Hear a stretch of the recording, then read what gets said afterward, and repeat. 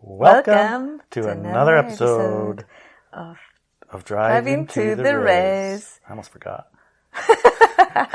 With your favorite hosts, Inelia and Larry. Inelia and Larry. I mean, Inelia. Inelia. And Larry. You forgot the host names too? We're just going to have to write it down. You forgot the names? You put your own names too? It was a hard week, I got to say. That was a lot of driving. We were driving not to the res. Yeah.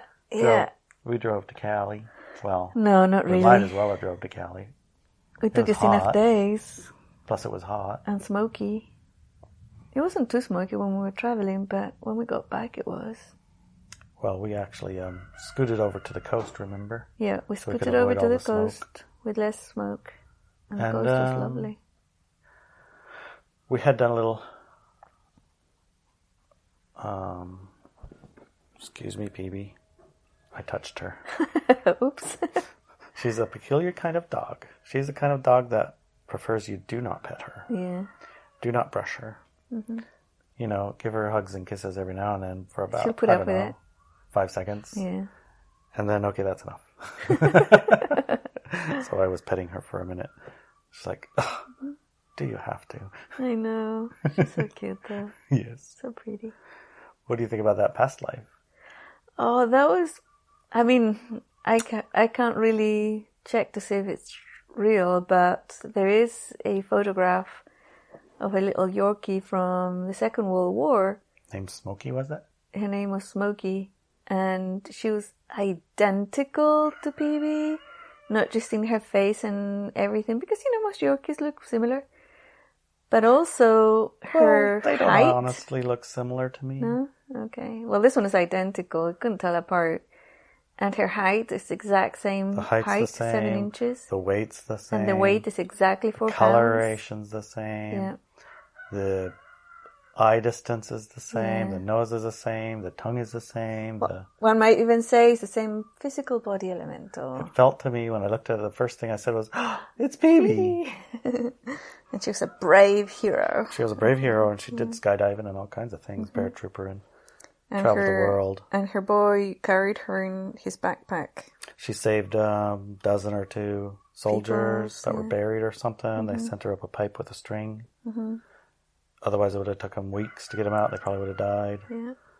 And in the foxholes, she was the guard. So if something was sneaking up, she would go and alert them before anything could sneak up.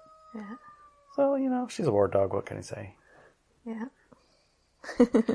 We did check with the name on her, remember? Smokey.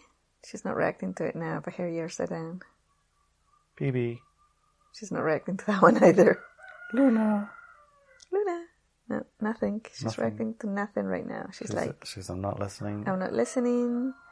Leave me alone. She has amnesia right now. Mm-hmm. I need to be quiet because, you know, we're recording an episode of Driving to the Res, so... It does explain her shell shock nature once in a while. Yeah, gosh. Because she is a bit... She has the weirdest reactions. I mean, I've heard that Yorkie's a little bit nervous, but some of the things that freak her out are kind of strange. So, yeah, elevators. Speaking of strange, the strangest thing happened on our trip back. Oh, yeah? Yes. We stopped in a restaurant in these towns, remember on our travels? Some towns, you go into the little town, and we're talking towns like 100 people, 1,000 people. Not really big ones, but I don't know, some of them might be big, like Newport's kind of big. And yeah, some of them there are was bigger. that one that we drove through, seemed reasonably large, but they're not like city large. No, they're not cities. I call them like big town large. Yeah, big towns. Or they're carnivals, like some of the Oregon coast towns are a bit like Disneyland. Yeah, it's strange. They got a train, whoop, whoop, and all the buildings are pastel colors with whimsical designs and following the same thing, and they're totally plastered with tourism. Yeah. Which, you know, I don't have a problem with tourism, but, you know, it's like they were an obvious caricature of what a coastal Oregon town might be, which I guess is fine. Yeah, caricature. Yeah. Well, Hopi and them are out there. Okay. We're a little bit And there's a we're paying rooster coming. attention. We pay attention to the chickens today because one of the neighbor's dogs or one of their visitors' dogs came into the yard yesterday and may have killed one of our chicks and really attacked another. She's injured, so... Which is really practically impossible with Lucy and Missy and Romeo on guard, and 2 roosters. Yeah, because the dogs are contained so they don't go on the road, because they don't know the difference between a dog and a car. They'll attack both. For Lucy, yeah. For Lucy. So. Anything coming in with dangerous intent, she's going to go tack it. Mm-hmm. So that includes cars driving by. Anyways, you were talking about the towns. Yeah, the towns. Remember, as we were driving through, each town had a different flavor. Yeah. Some of them you'd come in and they would have a big poster on the entrance of the town. I got my jab. Did you get yours? Yeah, we did see that. And then the town. And they were like, town. It's a ghost town. Ghost town. Ghost town. Those were ghost towns. Remember, man. I woke up in the morning and I went out to get us some breakfast. Everything was closed. Everything was closed. Everything all the restaurants was closed. And that was in Eugene, which is a big town. Yeah. That counts as a city. That actually is a city, yeah. That's like the city with the University of Oregon in it. Yeah, that's a city, and it was shut down. Hardcore. The only place that was open, taco stand. Oh, the taco stand, yeah. Yeah, and she cooked some good food. As a matter of fact, I still have a burrito in my fridge. Yeah. Ended up being the trip, the only food that was fit for human consumption was from the taco stand. Yeah, and she was nice. Well, because you ate from the next taco stand, remember? Yes. And it was good food. You had a torta? I don't know what it was called, but it was like a sandwich with meat in it and like a hamburger pico de gallo and some chilies in it and some lettuce. It was really nice. Yeah, I think that was a torta. And some meat. Well, it looks like a cheeseburger, but it doesn't have a cheeseburger in it. It has taco meat in it. Yeah. Well, it had taco steak. Carne asada. Yeah. So, yeah, taco stands, no masking, no vaccine, and really good food, and they're open even if everything's like slam shut down. Mm-hmm. So we did find one restaurant on the way, remember? That was the not weird good. thing. That was the strangest thing. It was the oyster bar. Yeah. When I think of oyster bar, I'm thinking the oysters are in there. And that's what the bar is, the oyster bar. But this case, it was actually a bar that had oysters, not an oyster bar. Yeah.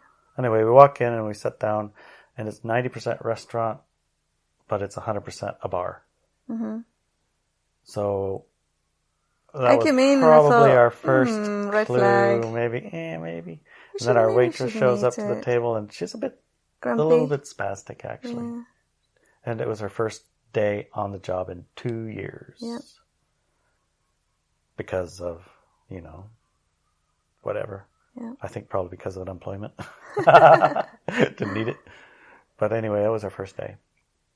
And I ordered some oysters, and you ordered a steak, and we had some clams. And on the Oregon coast, you can generally get some decent seafoods. Yeah. Because they have pretty good infrastructure for boats and ice and docks and whatnot. Your oysters were okay. I mean, oysters we didn't finish them, but... Oregon coast has good oysters, too. Yeah. But anyway, everything that I ordered was burnt. Burnt and cold. Nasty. Yeah. Burnt and cold. It was bizarre. A big lump of, like, nastiness. The steamer clams, they're supposed to be in a wine, garlic, onion, or I don't know, whatever. Wine and some... I don't remember the ingredients, but what it came out in was a clump of burnt butter. Yeah. And a clump of raw butter on top of it that wasn't even melting. It was so cold. And the clams were burnt. I'd never seen it that. And the liquid, which is supposed to be clear, was brown. Dark brown. It's like clams in burnt butter. It was weird. It was cold clams even in burnt butter. When it came out, it was, ew. Yeah, and the steak was a beautiful steak. I couldn't eat anything, actually. A beautiful steak from a farm with happy animals. And that's why I ordered it, because apparently they got their meat from a local farm. Happy cows. Happy cow. But it was burnt on the outside, and it was cold and overcooked and hard as a rock. Like a piece of leather. Yeah. It's like, I couldn't eat anything from that restaurant at all. The French fries. Your The French fries were burnt. Also cold. And cold, yeah. Like nearly black and cold. And the toast was burnt. But it only took an hour and a half. Yeah. So something was definitely wrong with that cook, man. Something was definitely wrong with the cook. So yeah, the odd part of that whole thing is that, we stopped there. I stopped there because we finally entered a town and the restaurant was open and it looked good from the outside and I was like, oh, thank gosh, some people with some sense. So we're going to stop and we'll eat real quick. And oysters, fried oysters, what does that take? 2 minutes? Mm-hmm.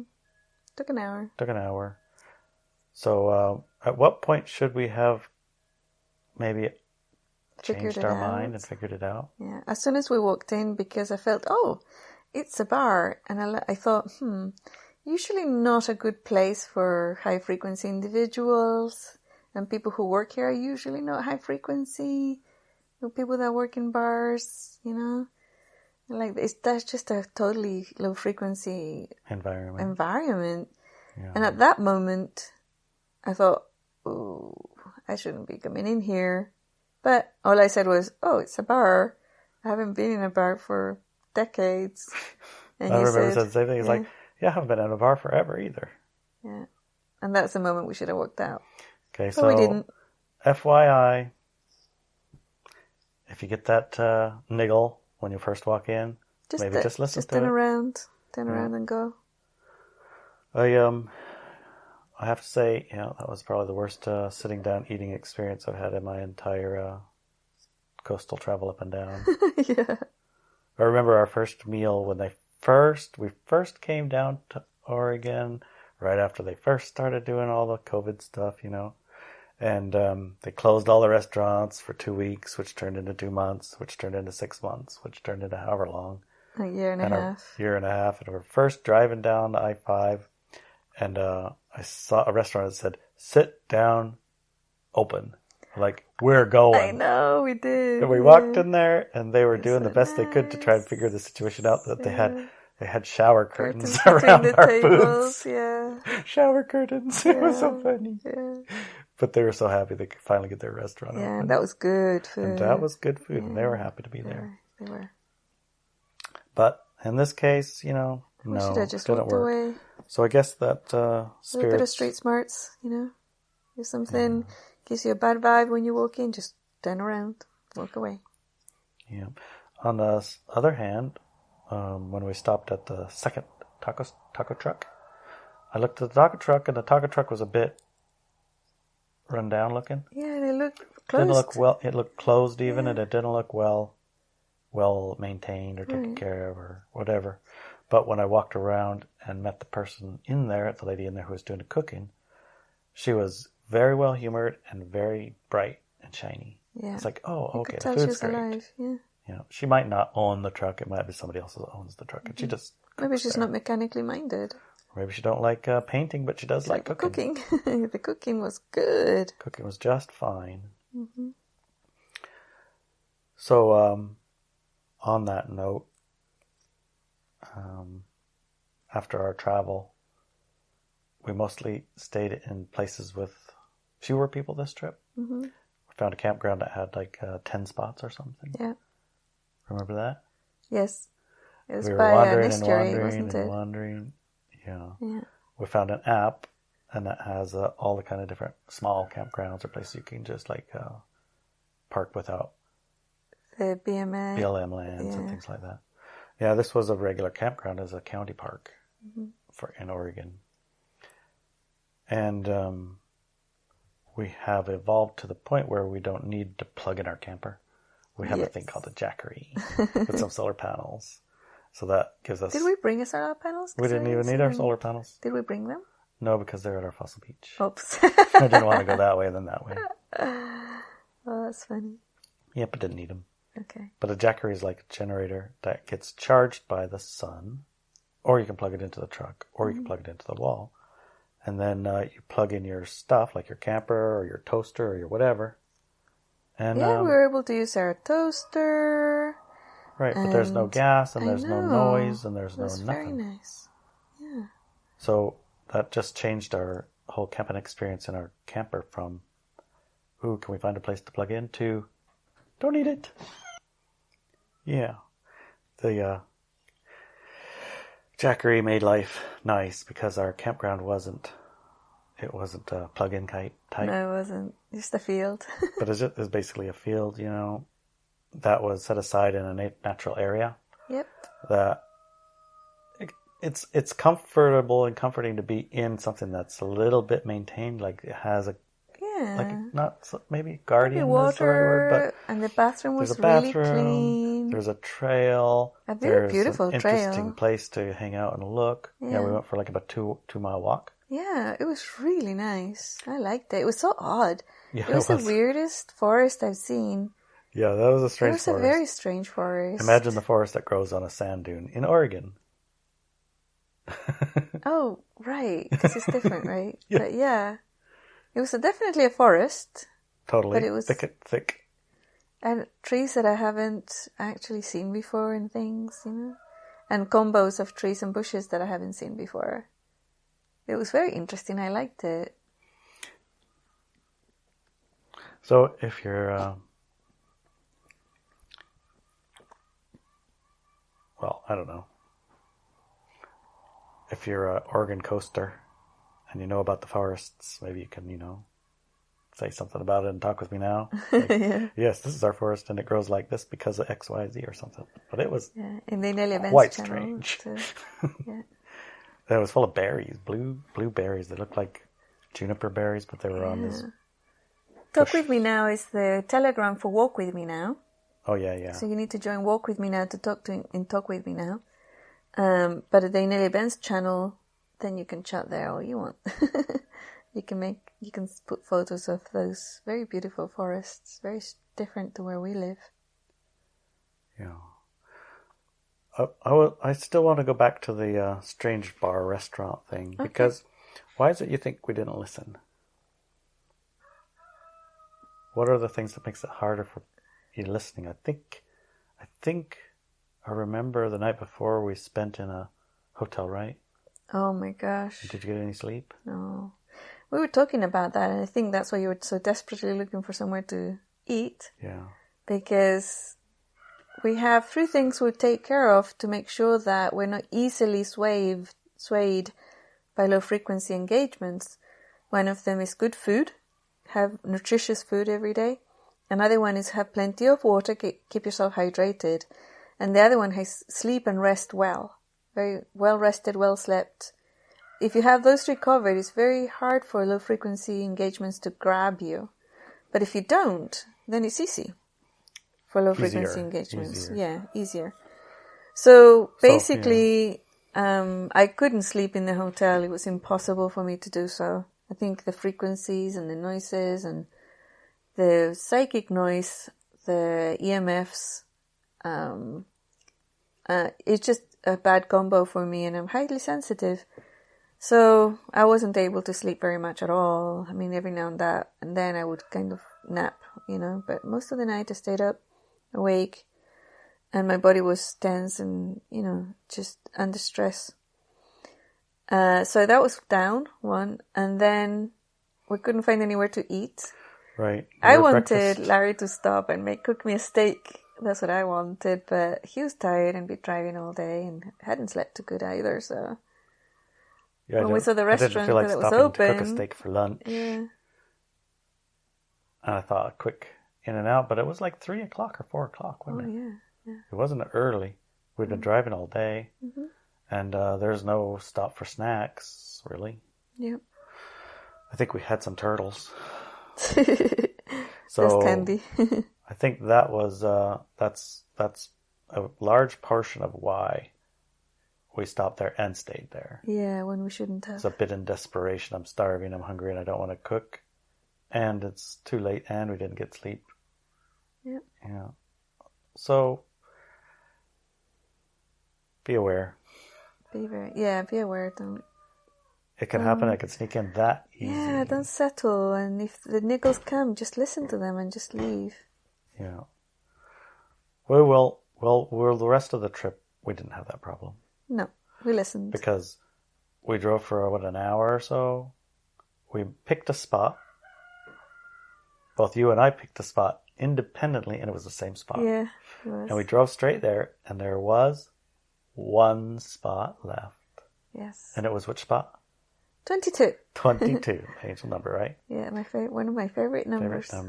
Favorite number, Angel 22. Yeah.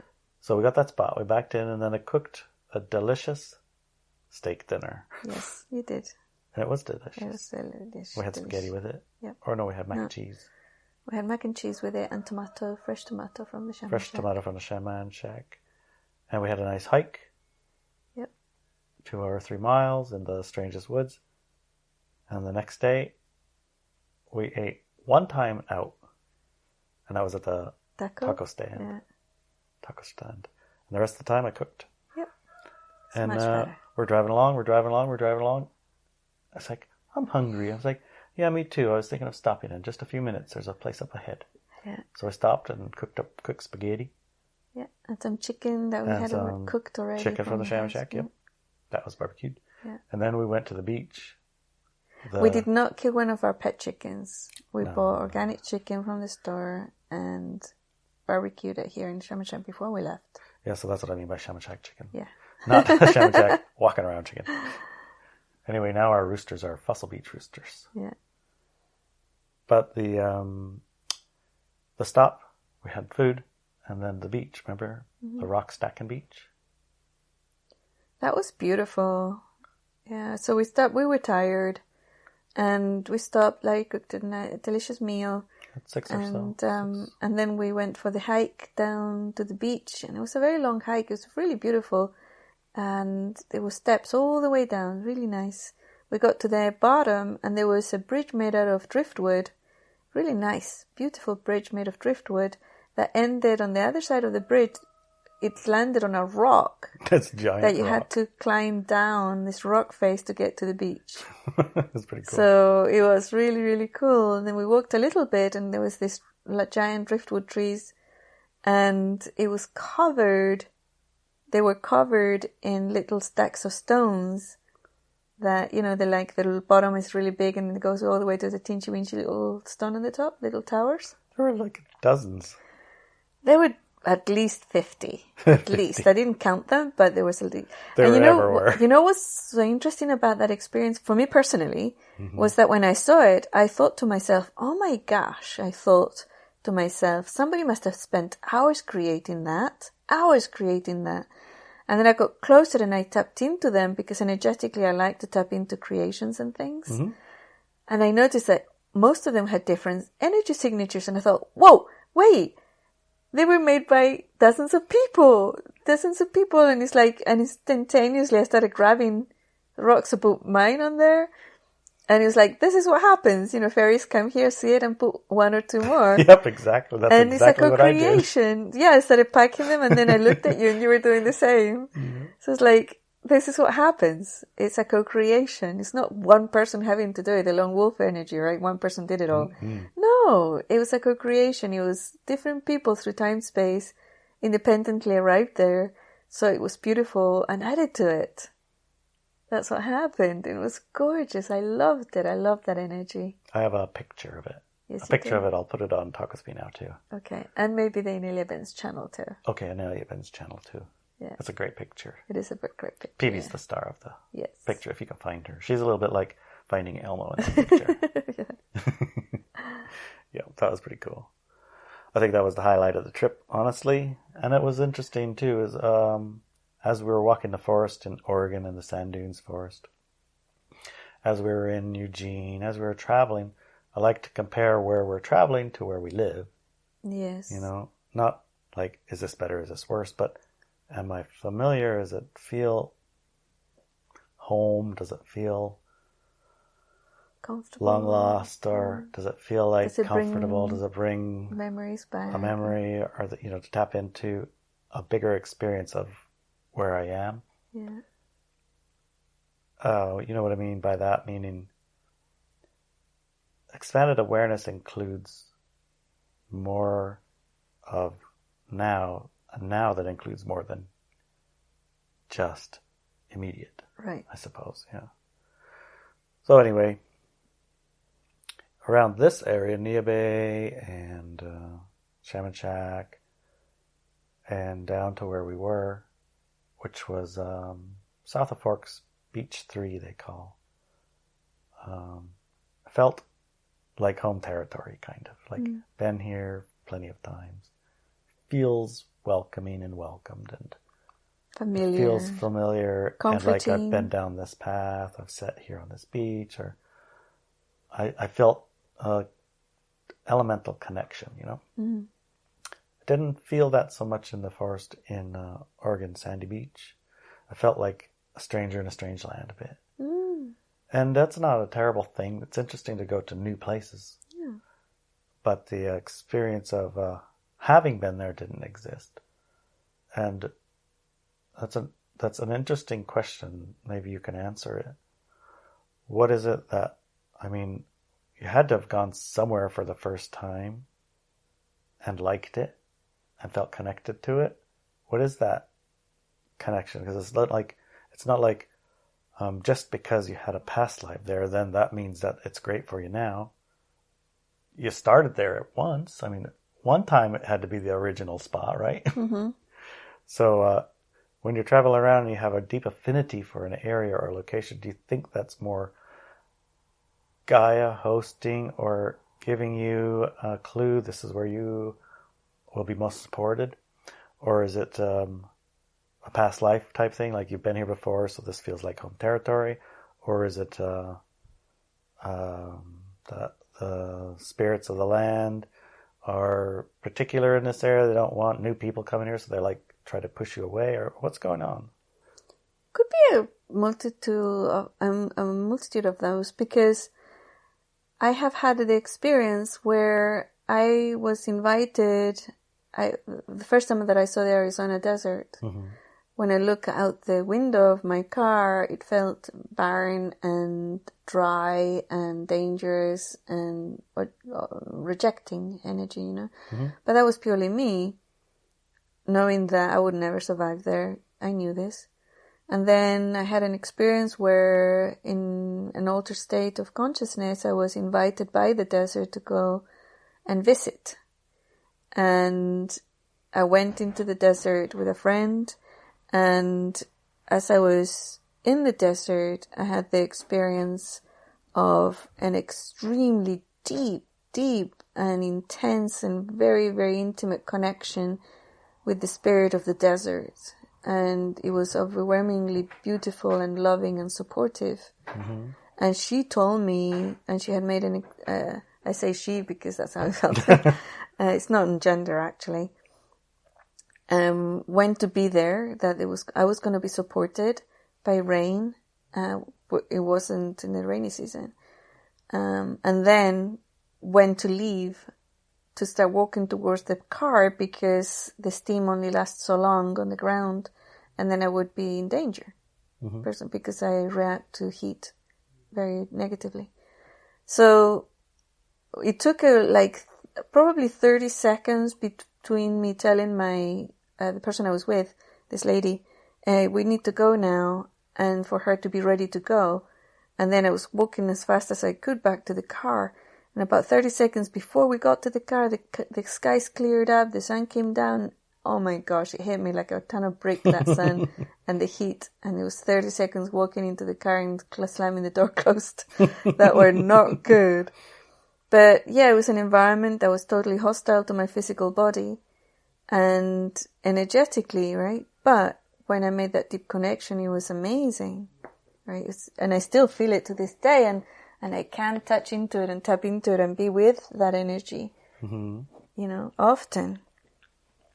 And I think that a lot of it is sometimes our rejection of something that's not familiar to us.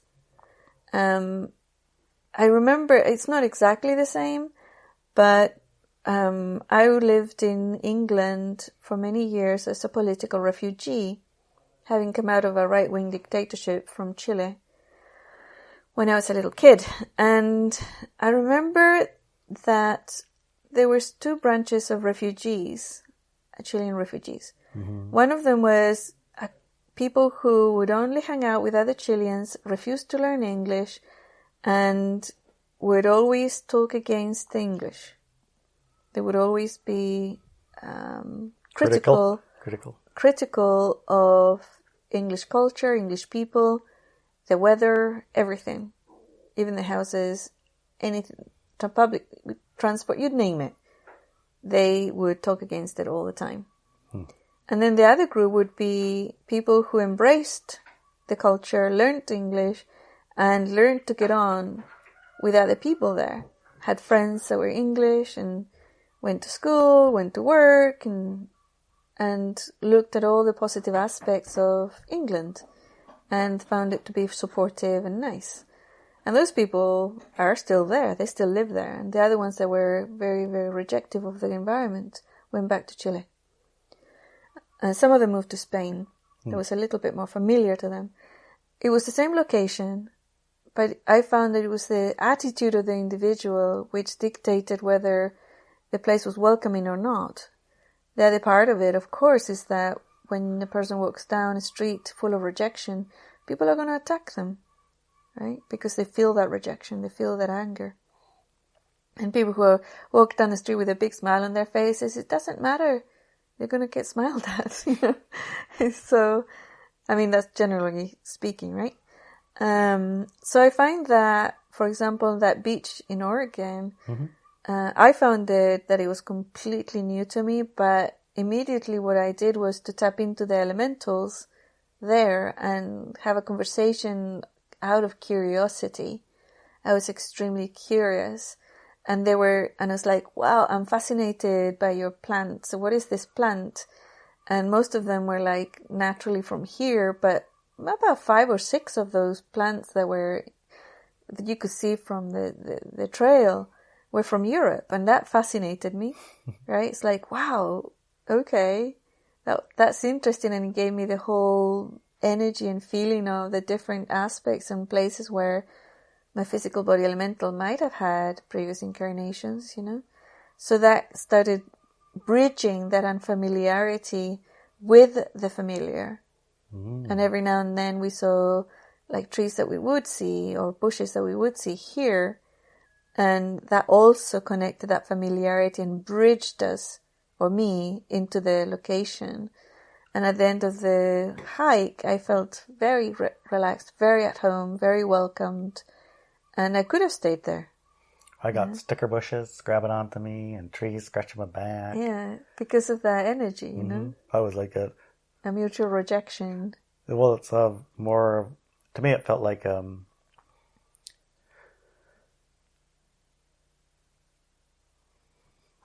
going to see if I could say a rejection. Yeah, I was not attracted.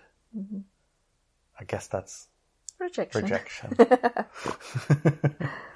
Yeah, but you're also, personally speaking, you do have a problem with change, right? And different things. You don't particularly enjoy change or something new. I felt a close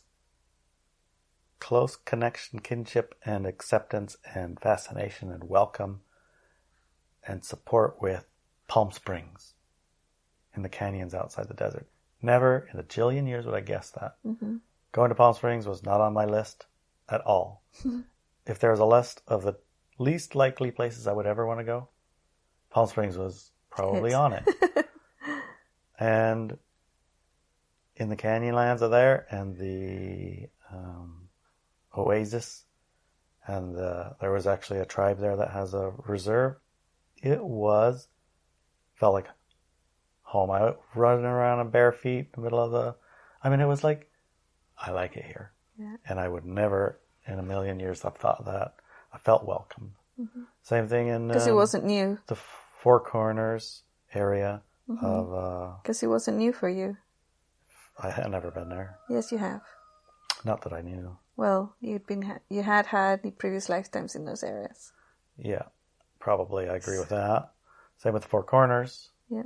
Four Corners area is an area of the United States that has South Dakota, and I don't know the 4 states. Colorado maybe, New Mexico, and one on the left there, Idaho, I don't know, Wyoming, Do you know? No, I have no idea. They call it the Four Corners because 4 states are in that one little corner. And in that corner, they had another one of those deserts.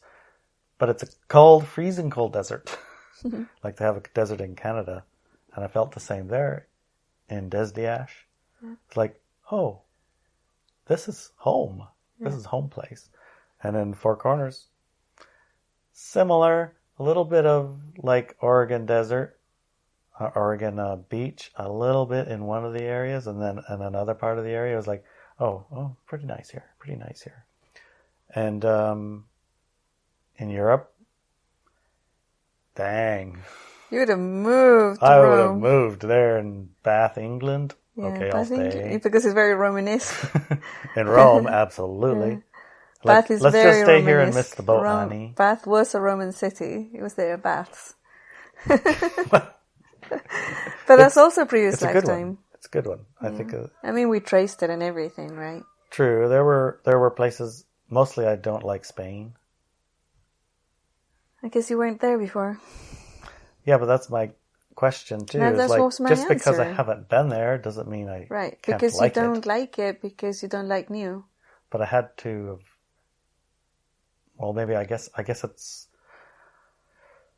I guess I feel like Gaia should put out a little bit more of a welcoming carpet if it's a place I should go. She does. And a bit of a less of one to help guide along the way of maybe I shouldn't go. Sort of like the bar for oysters. Yeah, that's different. It's like you walk in the bar, it's a bar, maybe we shouldn't stay here. Yeah. So I don't plan on moving to the Oregon coast, although we've looked at some places places on the Oregon coast. Well, I got tricked. I was so tricked. Remember the guy we saw on the beach? Oh my God, that's hilarious. God, that's hilarious. I'm pretty sure it was a guy, but I couldn't be sure. It was, yeah. Might have been a gal, but the kids were in the water playing in the surf with their little blow-up things. In their bathing suits. Yeah. And mom or the dad that was watching them had an umbrella planted into the sand. Big coat, big full pants. Rain gear, full top rain and gear, bottom, and a full hats, face mask. And a parasol. Ski goggles. And ski goggles. And gloves. And gloves, yes. And I wasn't sure if it was COVID avoidance or sandstorm or what was going on because it was over the top. Oh my God. Yeah. But the wind was blowing a good 20, 30 miles an hour. So it was. It was the height of absurdity. I think I will share that picture too because when you see it, you go like, what? Are you kidding me? Going to the Oregon coast. Yeah, well, we found a place out of the wind. It was nice. But in the wind, you had to be like ready for Everest out there. Remember had to pick PB up? Yes. Yeah. Yeah. So I remember when I did the Gaia meditation that you have on iBenz on IneliaBenz.com. Isn't that where it's at? Yeah. And it's a Gaia meditation. You do the meditation, it takes about an hour. And during that meditation, you will see, sense, feel, get the feeling for the place on the planet that Gaia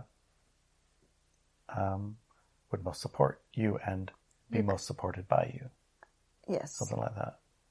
Mutually supportive. Mutually supportive. And when I did that meditation, I found where that was for me, which was, remember, there's a portal on, I'm not going to say. In this area. In the area, let's just say. Yeah. And I saw it very clearly. I was like, holy mackerel, this is the spot. And every time I go there, I get a feeling of magic. I really do. Yes, very, very magical. It feels like if I do that meditation again, I'm going to find a slight shift. But I think it's a temporary. Probably. Yeah. I mean, we're close enough to it. I mean, you know.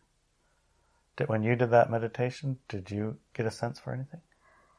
I got a very strong visual of planet Earth filled with light. Well, that narrows it down. At least we're on the same planet, honey. Yes.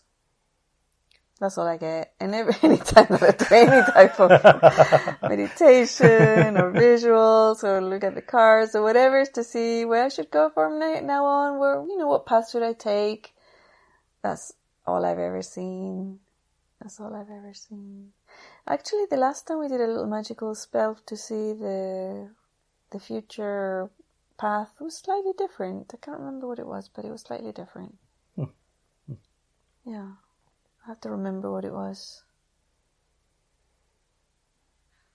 Okay, well, if you're listening and you want a little bit of certainty or surety about area, space, place, then I suggest you go do that meditation.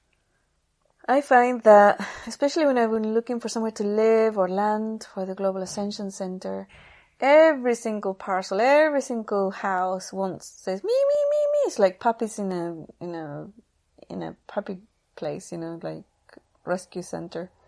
They all want you to take them home. And it's a matter of me being more street smart, saying, okay, does this support me? The weather support me? Does the environment support me for my health and my physical well-being? Is it well connected so that I can continue working? And I have to look at those practicalities because, every single parcel, every single piece of land or whatever's, except for very few on the planet, want me to be their caretaker. Well, I remember searching for Global Ascension Center land too, and finding it quite impossible. Yeah. Where you were looking. Yeah. But not only possible, but done and wrapped up. Wrapped up. When you got to the right state. Yep. County. Instantly we found it. Yeah. So what does that tell you? Some of them, like I said, are more street smart than others. They'll want you to have them, but not all of them are, mutually supportive of you. There was that experience with the ranch in Chile. That one wanted to be a parking lot. Yeah, that did not want me there. Why do you think that was? It was bonded to my dad, and my dad didn't really want me to have it, even though he sold it to me, even though it should have been mine, without him having to sell it to me, because he promised it. But anyways, it was just bad mojo, and that ranch never connected to me, never wanted me there, wanted me gone. And I said, if you don't change your attitude, if you don't work with me, I'm going to sell you, and they're going to turn you into a car park. And he says, whatever's, Car park's better just than... leave. So I left, and sure enough, some people bought it and turned it into a car park. It is a strange set of circumstances, that. Yeah. Because I did expect all the lands everywhere would welcome you with open arms. Yeah, no, they don't. Well, speaking of Global Ascension Center and the land there, is it still going to be sold? I'm not sure yet. I have to sit with the land and see. I suspect it won't, but if we don't, then we need to raise the funds to buy the other land. So yeah, in some ways I like the idea of expanding the Global Ascension Center's land holding. Yeah, I mean, that was the whole idea of setting up the Global Ascension Centers. The whole idea of setting up the Global Ascension Center was to buy land from private hands and open the sacred energy to the human collective, right? Right. From private hands to the human collective. So we should never have stopped at one.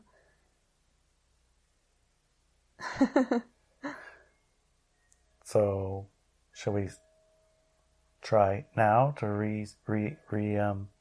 reinvigorate the process? Absolutely, yeah. And maybe work on creating a new, more permanent or new reinvigorated structure for that? I think so. I think it's time. Yeah. Okay. We'll give it some thought. Maybe even draw some cards. Yeah. See if we get any advices. Yeah. Let things sit, or expand, or contract, or what? Exactly. What is your feel? When I looked at it, it was to reinvigorate and continue with what Gaia wanted, which was for land to be taken off private hands and returned into that sacred connection between people and land. I kind of have a feeling, and I think that specifically individually, doing that as like, I'm going out tomorrow, I'm going to set up a structure, I'm going to buy some land and turn it into that. That process is a thing that you did do and set the template for. And if you look around us, you'll find that there have sprung up multiple groups doing exactly that for that exact same purpose. Yeah, and holding these lands in our area for returning them to their natural state. Yeah. Isn't that incredible? It is. It's so really I think awesome. I think it's already happening. It's seeding it, yeah, definitely. Seeded and doing. Yeah. It's like magic. It's almost like magic. So if we reinvigorate, re-engage, and create another land holding, maybe that will stimulate even an more exponential increase. I think so, yeah. That sounds exciting to me. I like that idea. It's a good experiment to give it a go. Let's see what happens. Yeah. Because right now around us, there's literally thousands of acres that have been held in trust for return to natural state. Yes. And multiple organizations doing it. Yeah. Which didn't exist before. No. Yeah, it's really awesome. Hooray. Yay. Something that brings something to mind. And I think that you had a talk today with your Spanish friends. Well, I don't know if they're Spanish friends. They're Spanish-speaking friends. Spanish-speaking, definitely. Because they're definitely not all Spanish. No, they're not all Spanish, that's for sure. And in that Spanish-speaking group, speaking of which, how do you find it? Can anybody join in that? Or is it just like special people? They're not special. Actually, they kind of are. They are special. They're very special because they don't have to think they're special, but they're definitely special. Like, put your special on a tree over there, let's go to work. Yeah, exactly. And it's happened spontaneously in the Work With Me Now platform. Several Spanish speakers came in, and some of them didn't speak any English. And they started meeting together and discussing and learning and studying the classes and things. And then spontaneously, coincidentally, I had the brilliant idea that I thought was mine of us broadcasting, just meeting and broadcasting in Spanish. And they said yes and ran with it. And not only did they organize the channel, everything, the meetings, the broadcasting, but also they are translating all the classes, courses, and articles that I've written for the past 11 years into Spanish. Brilliant. And every Thursday, and for this month of August, and then come September, we're going to go on to Saturdays. We meet live on brand new YouTube. Inelia en español o Inelia en conversación con el equipo Walk With Me Now. And it's been really fascinating. They gather the information, questions that people set up on Telegram, Inelia en español. And it's been really fascinating discussions, really fascinating. And it's a catch-up of 11 years of work in English, because the English team was supportive right from the get-go. And the English audience has been extremely supportive with purchasing our products, classes, and empowering themselves, and also sending dozens of donations for us to keep going every year. And now the Spanish team is doing that, but also Spanish audience is stepping up and being supportive as well. And if they want to partake even more, they can go to Walk With Me Now and join. Then, after a while, you can become part of the admin team, and you can immediately become part of the translation team. So, it's been really fascinating and very spontaneous. But we also have a French learning class. I don't speak French at all. You do, although I do a little bit now. After several, 4 or 5 classes we've had, they're hilarious. They're the most fun.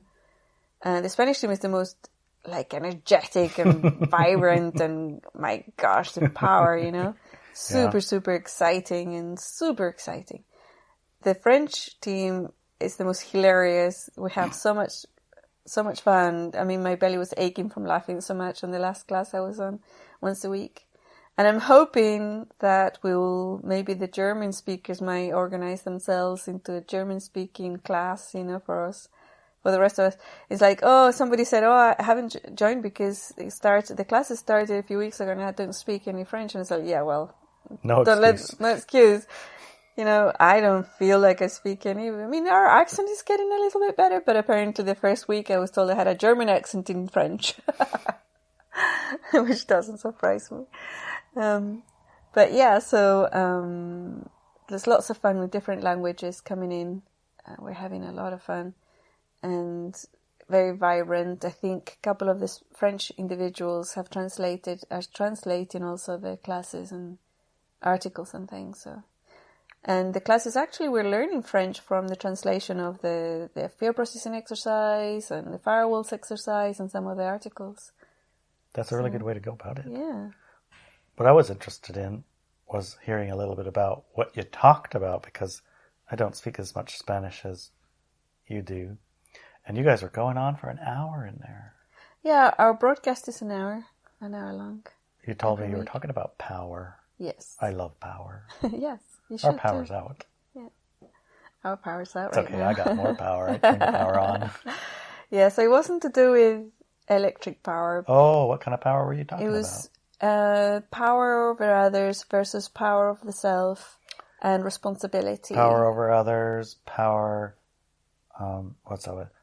There's like three of them. Like power. Oh, what is it?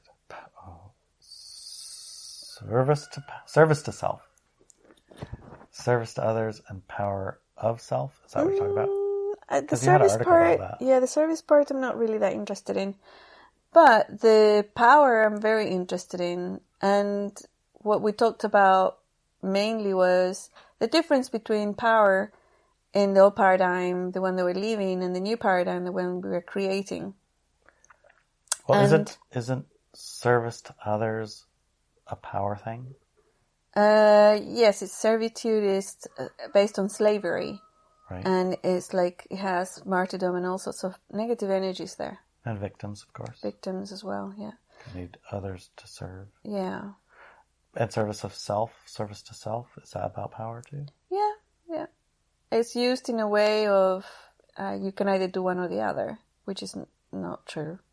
Oh. So the power that you're talking about, a clean way to engage with your power is in power of self, or what? The way that I explained it was that a person is power. You are power. Yeah. Sort of like a power to do. Love, you are love, but this is power, you are power. Yeah. And the way that I explain the difference between the paradigm we're leaving and the one we're creating is that the one we're leaving, when people say power corrupts and absolute power corrupts absolutely, they're not talking about power. They're actually talking about power over others. If you have power over others, it will corrupt you. And if you have absolute power over others, you will be absolutely corrupted. Jeez. That's how it goes. Because I found from my own experience that power doesn't actually corrupt. It's just power. Power is ability to do. And it's also energy, it's chi. And that all of that, you want that because without that, you cannot create a new paradigm. It's only when you twist it and you hijack it and make it into power over others that it all goes to hell. Literally goes to hell. So you need to step up and out in your own life from dynamics and engagements that you have of power over others, where the other has powers over you or you have power over others. You have to step out of that and go into the power. You pull back your power and you use it the way you want. So nobody has power over you and you don't actually have power over others. And it's about responsibility. So we talked about, and I gave a history and story of how I learned it, but one of the things about the world that we are creating and the correct use of power, which is the ability to do and chi and energy, is responsibility, the ability to respond. So a newborn baby's responsibility is to ensure that those around them feed them, clean them, and hug them, and kiss them, and stimulate their brains and their social skills. That's their baby's responsibility. How do they do that? Wah, wah, right? They have a lot of power with that cry. Yes. So that's the way they use their power. That's all of it. And unfortunately, in Western culture, a lot of people have brought up their children to just have that responsibility until they're 40 or 50 or 60, you know. So they get stuck there. Feed me, clean me, give me, you know. They get stuck there. And that's on purpose, because then the people who give that, they have full power over them, right? Authority. Yeah. And then say a young child, naturally speaking, and in other cultures, you would have a 3 or 4 year old immediately when the baby's born, a new baby's born, they immediately become that baby's caretaker. And they're hovering over that baby and picking it up, trying to look after that baby, which is the natural state, because immediately they become responsible over the baby. The baby needs food. The baby needs a hug. The baby needs toys. The baby needs entertainment, stimulation, right? That baby then will be the responsibility of the toddler. And then as the child gets older, then we have other responsibilities like gathering food and doing other things naturally, cleaning up and helping the parents with the environment. And it goes on, and usually the oldest of the people have the most responsibility because they have the wisdom behind it and everything else. So it's like a cycle, mostly dependent on age, of responsibility rather than power. Yeah, so we're responsible for the shaman shack. So the shaman shack needs this, or the other, and we're responsible in gathering the people and the knowledge and the power and the help to make that happen, for example, not the other way around. So we have zero power over anybody here, but we do have responsibility for the places they do too. And we allow and encourage people to become responsible for different aspects of the shaman shack, right? And people flourish in that environment. They flourish of being responsible. Able, capable, responsible, and powerful. Those are all good combo. Yep. So basically that was the conversation we had. So if somebody wanted to listen to that conversation, or maybe they have friends who are mostly Spanish speaking, or they want to learn a little bit of Spanish even, and maybe they just want to, engage in getting the energetic input that you express. I mean, when you listen to you talk, sometimes you get moved into an altered state. I find a lot of people do go into an altered state when I speak after a while. Yeah, and so the process of having that happen in a different language, it would be fun or interesting to experience if you haven't experienced it before. Yeah. And then even further than that, probably, I imagine, if you sit there and you listen to it and allow that expanded state to happen, I imagine that you'll also begin to understand what's being expressed, even though it's coming to you in a foreign language. I wonder if anyone who doesn't speak Spanish would have or try that experiment, listen to your talk. That'd be interesting. And then see if they comprehend it. What do you think? Yeah, it'd be interesting. It'd be a good experiment, right? Yeah, it would be. So how do they find that? They go to brandnewtube. brandnewtube.com / @Inelia. @Inelia, Inelia. Yeah. And then on brandnewtube /Inelia. brandnewtube.com /Inelia. No, /@Inelia. A channel will come up. You scroll down and you'll find the latest video there. Do you think if we just go to brandnewtube and then just type in the search Inelia, it might work? I haven't tried it, but possibly, yes. Okay. So go there, brandnewtube, and do that. And tell me in, Talk With Me Now or on Walk With Me Now, your experience of listening to the information in a different language. And FYI, if you speak English, yes, next week, can't remember exactly the day, this week when you're listening to this, this week, you get on to Talk With Me Now. No, not Talk With Me Now. Well, you can, it'll be better. But the Inelia Benz channel in Telegram, stay tuned, because we, as in Larry and I, are going to be broadcasting live on brand YouTube this week. We are? Yes. Surprise! How could it be this week? This week's already over almost. No. It's this week next week. This week when people are listening to this, it's Monday. This week Monday. Yeah. I get it. Usually, we've been a little bit tardy on our recording. So we're doing it like on Sunday evening to get it in before Monday, making it a little bit hard on our team. Yeah. Making them work hard. Sorry. I have to stay up all night or whatever. Yeah. But, the last few weeks have been very intense weeks. You think? Yeah, for me, for sure. Uh-huh. Seems like a lot happening. And getting our show in and the time just to sit in a quiet space with supportive and microphones, energetic. Energetically in the right place, and mentally in the right place, emotionally in the right place. That was a tall order for a week. Yeah. Yeah, that was a big week. But I think we've got it because we're earlier. Yep. So, a live stream on brand new Tube this week. Yes. And just go on to our Telegram channel. Yes, the Inelia Benz channel. Inelia Benz channel at Telegram. Mm-hmm. How would somebody ever find that? Inelia Benz channel on Telegram. How do you find channels on Telegram? I don't know. You go to Telegram and you type in... Go to the search. Yeah, search. And look up Inelia. Yep. And it'll come. Yep. All of them work basically the same. Yeah, you go there, you look for the little search thing, you type in INELIA. And you find it. And maybe BENZ sometimes. Yeah. And it'll pop up. And then you just join it. It's easy peasy. Easy peasy, lemon squeezy. Okay then. Got it. So go to brand new Tube though and search Inelia and listen to the Spanish conversation. Yeah, subscribe to it so that... but also look for the channel. The other channel is Inelia Benz.